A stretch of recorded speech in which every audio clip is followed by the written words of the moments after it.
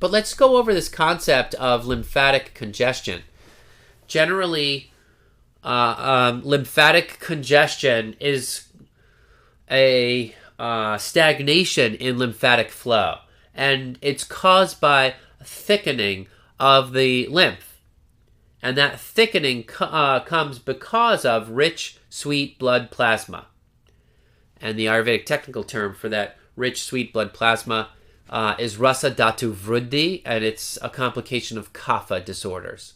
So thickening of the fluid obstructs the flow.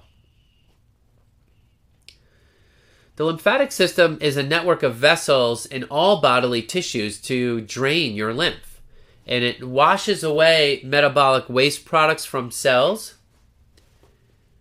And if your lymphatic flow is disrupted, then those metabolic wastes will accumulate.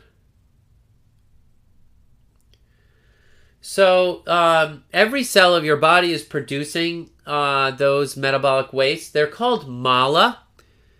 And a buildup of that mala creates a condition of ama, right? So here on the slide, you see the word ama being used. But the technical term for these metabolic waste products in Ayurveda is mala, M-A-L-A. And mala, it's normal to have some mala. It's normal to have these waste products in the lymphatic system.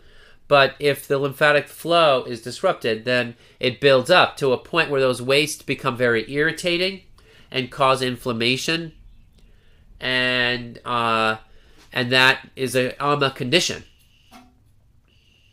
So kapha foods can cause that, as I mentioned, making the blood rich and sweet.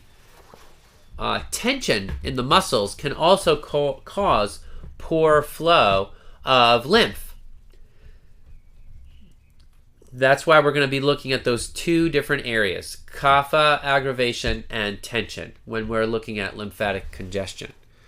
So if your lymph is sweet, by the way, bacteria and fungus will grow quickly in your lymph.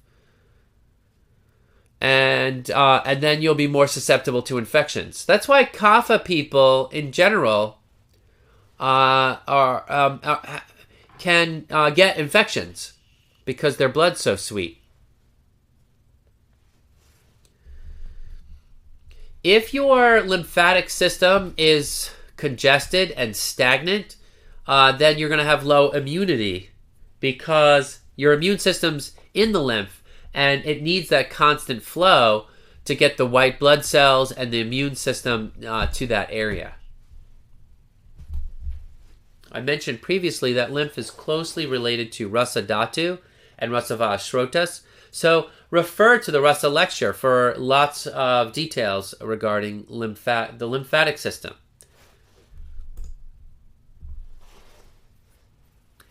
Sometimes dehydration can make flow sluggish too.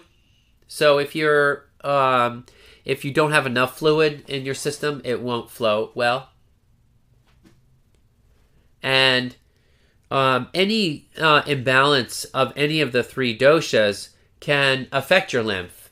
In fact, it does affect your lymph, and therefore it affects really your whole body, because your lymph bathes every cell in your body.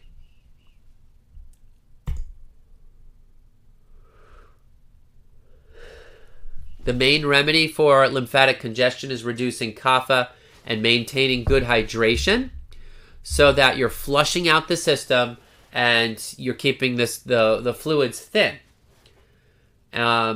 Other great ways to ensure that your lymphatic system is moving is by taking a full breath. Every time you take a breath, on the inhalation, it creates pressure on the lymphatic system that moves those fluids along.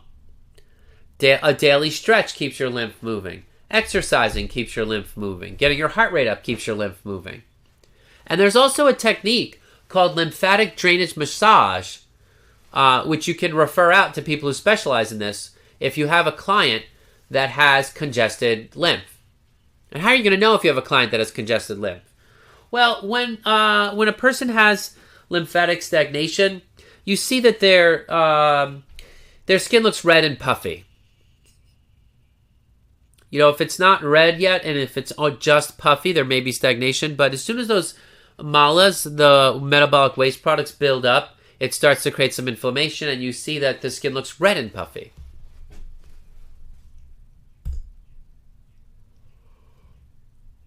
Diuretics like celery and parsley are really good to flush your fluids.